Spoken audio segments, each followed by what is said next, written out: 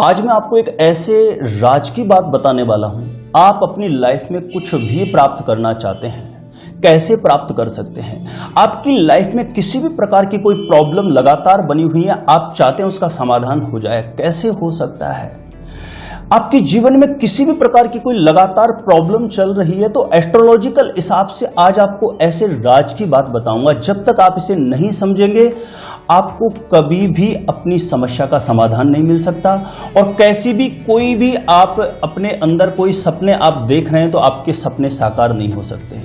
आपकी लाइफ में कैसी भी कोई प्रॉब्लम है, शिक्षा को लेकर के प्रॉब्लम चल रही है, जॉब को लेकर के प्रॉब्लम है, करियर को लेकर के प्रॉब्लम है, शादी को लेकर के समस्याएं हैं, लव मैरिज को लेकर के प्रॉब्लम है, संतान को लेकर के समस्याएं हैं, ग्रह क्लेश रहता है, आर्थिक समस्या है, जीवन में जुड़ी हुई किसी भी प्रकार की कोई समस्या लगातार आपके सामने बनी हुई है, तो ये क्यों बनती है, इस रहस्य को आज के इस वीडियो में मैं क्लियर करने वाला हूं।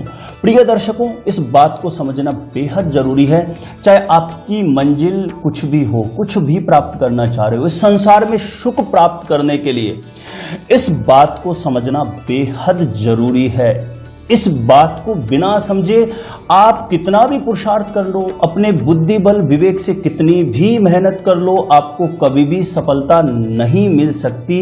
ये मैंने लाखों कुंडलियों में रिसर्च करके भी देखा है, और अनुभव में मैंने बहुत सारे लोगों पर इस बात को बहुत बारीकी से रिसर्च करके समझा और देखा है। देखिए, बड़े बड़े जो महान मनीषी हैं, उनका कथन है कि हमेशा हर व्यक्ति को उसके भाग्य की स्ट्रेंथ पता होनी चाहिए कि मेरे भाग्य की स्थिति कैसी है।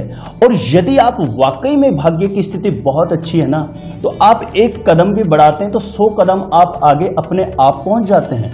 लेकिन आप दुर्भाग्यशाली व्यक्ति हैं, तो कितना भी पुरुषार्थ कर लीजिए, दुर्भाग्यशाली व्यक्ति के साथ आपत्ति, विपत्ति, असफलता, परेशानियां हमेशा उसकी छाया की तरह हमेशा उसके साथ चलती है। ठीक दूसरे ढंग से हम सोचे तो भाग्यशाली व्यक्ति के साथ हमेशा सफलता, खुशियां, उत्साह, एनर्जी हमेशा उसके साथ उसकी छाया की तरह हमेशा उसके साथ बन करके चलती है।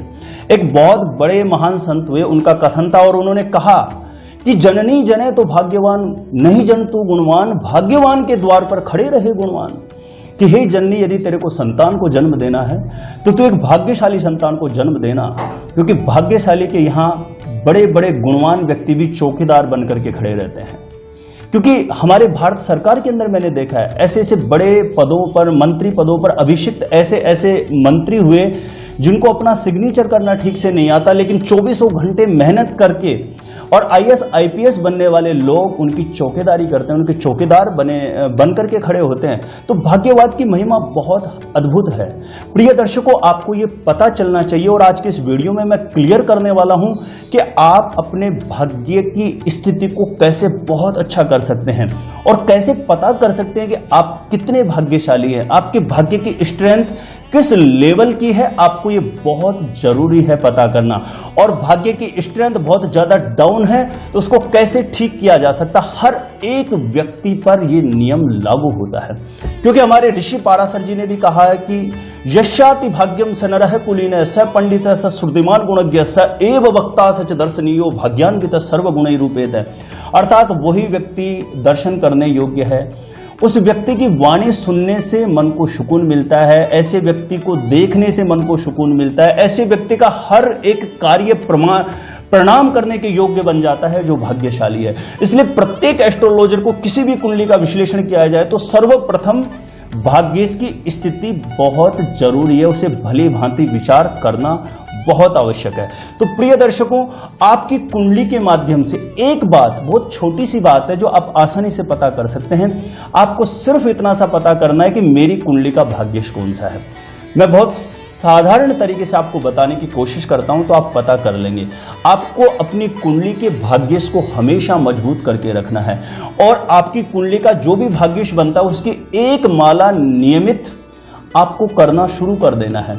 इससे आपकी भाग्य की स्ट्रेंथ जो है बहुत हाई हो जाएगी। ऐसी स्थिति में आप किसी व्यक्ति विशेष के सामने जाते हैं, दुनिया में आप कुछ भी काम करें, उसके अंदर भाग्य का सहारा होना बहुत आवश्यक है। और भाग्यशाली व्यक्ति ही श्रेष्ठ कार्य कर सकता है, दुर्भाग्यशाली व्यक्ति तो अच्छे कर्म भी नहीं कर सकता। तो आप अपने भाग्य की स्ट्रेंथ को कैसे मजबूत कर सकते हैं और कैसे पहचान सकते हैं अपनी कुंडली के अंदर कि मेरी कुंडली के अंदर मेरा भाग्येश कौन सा है, इसके बारे में मैं आपको जानकारी दे देता हूं। और ये पता आपको जब चलता है कि मेरी कुंडली का भाग्येश ये है, तो उसके अकॉर्डिंग आपको उसके जो मंत्र जप हैं वो नियमित शुरू कर देना चाहिए। जैसे कुंडली है, हमेशा आप देखें ये वाला जो भाव होगा कुंडली का, ये नवम भाव है, ठीक है। इसमें थोड़ा सा इस तरीके से फोटो आ रही है तो कुंडली उल्टी नजर आ रही है, लेकिन आप यहां से काउंट कर लेना, 1 2 3 ऐसे 1 2 3 4 ऐसे आप काउंट करेंगे तो नवम भाव जो होगा ना उसके अंदर 1 से 12 तक कोई भी अंक लिखा हुआ हो सकता है। आपकी कुंडली का नवम भाव है, उसमें 1 से 12 तक कोई भी अंक लिखा हुआ हो सकता है। जिसकी कुंडली में 1 का अंक लिखा हुआ है उसको उसकी कुंडली का भाग्येश हो जाएगा मंगल, और उसको नियमित मंगल की एक माला अवश्य करनी चाहिए। मंगल का मंत्र है ओम क्राम क्रीम क्रोम सह भौमाय नमः। जिसकी कुंडली के नवम भाव में 2 का अंक लिखा है उसके भाग्येश हो गए दानव गुरु शुक्राचार्य, तो उनको शुक्रदेव का मंत्र अवश्य करना चाहिए, ओम द्राम द्रीम द्रोम सह शुक्राय नमः। जिनकी कुंडली के नवम भाव में 3 का अंक लिखा है उनके भाग्येश हो गए बुध। ऐसे लोगों को नियमित बुध की एक माला करनी चाहिए, ओम ब्राम ब्रीम ब्रोम सह बुधाय नमः। जिनकी कुंडली के नवम भाव में 4 का अंक लिखा है उनका भाग्येश हो गया चंद्रमा, उनको करना चाहिए ओम श्राम श्रीम श्रोम सह चंद्राय नमः। जिनकी कुंडली में नवम भाव में 5 का अंक लिखा है उनका भाग्येश हो गया सूर्य, उनको करना चाहिए ओम घृणी सूर्याय नमः। जिनकी कुंडली के नवम भाव में 6 का अंक लिखा है उनके भाग्येश हो गए बुध, उनको करना चाहिए ओम ब्राम ब्रीम ब्रोम से बुधाय नमः। जिनकी कुंडली के नवम भाव में 7 का अंक लिखा है उनके भाग्येश हो गए शुक्र, उनको करना चाहिए ओम द्राम द्रीम द्रोम से शुक्राय नमः। जिनकी कुंडली के नवम भाव में 8 का अंक लिखा है उनके भाग्येश हो गए मंगल, उनको इस मंत्र का जप करना चाहिए ओम क्राम क्रीम क्रोम से भौमाय नमः। जिनकी कुंडली के नवम भाव में 9 अंक लिखे हुए हैं उनके भाग्येश हो गए देवगुरु बृहस्पति। और इतने पावरफुल प्लैनेट माने जाते हैं जिनके नवम भाव में 9 का अंक लिखा होता है, ऐसे लोगों का तो 16 वर्ष से ही भाग्योदय हो जाता है।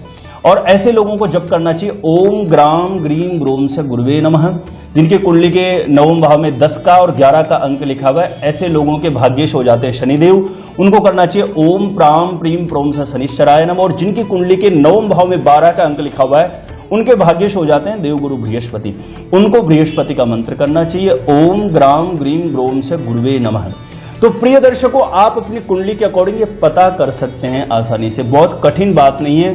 कुंडली का नवम भाव आप देख लें, पहले भाव से गिनते हुए आ जाएं, नवम भाव है उसमें अंक के आधार पर आप पता कर लें कि मेरी कुंडली का भाग्येश कौन सा है, और उसके अकॉर्डिंग आप ये मंत्र जप करना शुरू करें। ये आपके भाग्य को बहुत मजबूत करता है। और ध्यान रखिएगा, दुनिया में आप किसी भी क्षेत्र में जाते हैं, किसी भी फील्ड में आप कार्यरत हैं, आप जो कुछ भी प्राप्त करना चाह रहे हैं ना, उसके अंदर अहम रोल आपके भाग्य का ही होता है। क्योंकि मैंने प्रमाण, शास्त्र प्रमाण के साथ आपको ये चीज बताई है, और मैंने बहुत सारी कुंडलियों में लागू करके भी देखा है। बड़े बड़े महान मनुष्यों का कथन है, और हमेशा एस्ट्रोलॉजर को किसी भी कुंडली का यदि जांच करना हो तो सबसे पहले उसके भाग्य की स्ट्रेंथ देखना बहुत जरूरी है। तो प्रिय दर्शकों, आपकी लाइफ में किसी भी प्रकार से समस्याएं चल रही हैं और आपकी जो भी प्रॉब्लम उसका समाधान आपको नहीं मिल पा रहा है, तो आप ये उपाय कर सकते हैं। क्योंकि भाग्यशाली जब आप बनेंगे, आपके भाग्य की स्ट्रेंथ पावरफुल होगी, तो अपने आप ही समस्या दूर हो जाती है। समस्या जीवन में आना एकमात्र कारण होता है कि आपकी दुर्भाग्य की स्थिति बढ़ने लगी है। जब दुर्भाग्य की स्थिति बढ़ने लगती है तो मन के अनुकूल कार्य सिद्धियां होना बंद हो जाती है, और व्यक्ति को दुर्भाग्य जो होता है उसका मतलब ये होता है कि व्यक्ति को एन के किसी भी प्रकार से परेशानी, कष्ट, दुख भोगने का समय दिया जाए। तो प्रिय दर्शकों, आप अपनी कुंडली में इस बात का पता करें, और आप जो कुछ भी अचीव करना चाहते हैं उसमें बहुत महत्वपूर्ण भूमिका निभाएगा आपका भाग्येश का बलवान होना। तो उम्मीद करता हूं प्रिय दर्शकों, इस वीडियो के माध्यम से तो आप जरूर लाभान्वित होंगे, और जानकारी अच्छी लगे तो वीडियो को लाइक जरूर करें, कमेंट करके बताएं कि जानकारी आपको कैसी लगी है। और चैनल पर पहले बार आए तो मेरे चैनल को सब्सक्राइब कर सकते हैं, क्योंकि इस चैनल के माध्यम से मैं देता हूं आपको एस्ट्रोलॉजी और वास्तु के संदर्भ में साइंटिफिक सटीक जानकारियां। आज के लिए इतना ही, धन्यवाद।